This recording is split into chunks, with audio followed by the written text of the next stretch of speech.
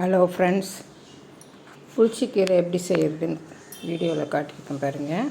ஒரு கட்டு புளிச்சக்கீரைங்க. இது நல்லா அலசி கழுவி வச்சுருக்கிறேன் பாருங்கள். நல்லா அலசிட்டு மறுபடியும் இன்னொரு தடவை அலசியிருக்கேன்.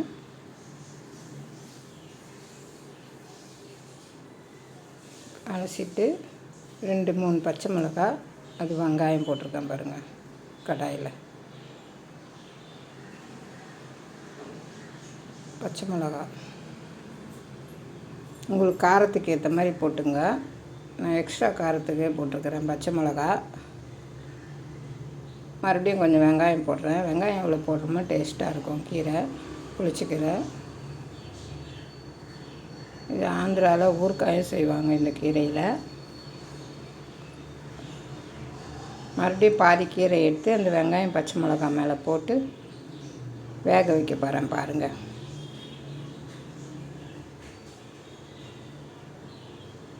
தண்ணி ஊற்றிட்டேன்.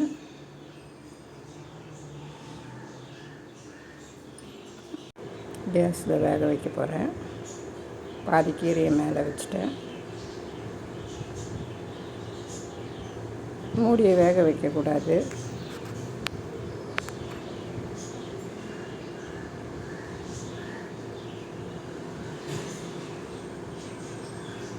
நல்லா வெந்துடுச்சு பாருங்கள். பச்சை மிளகா, வெங்காயம், கீரைலாம் நல்லா வெந்துடுச்சு. தண்ணி பாருங்கள் எவ்வளோ இருக்குது.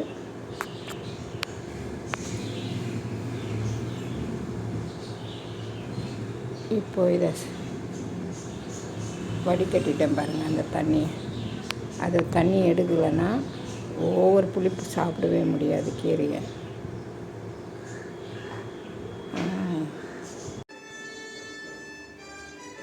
கடாயை வச்சு கடுகு போட்டாச்சுங்க.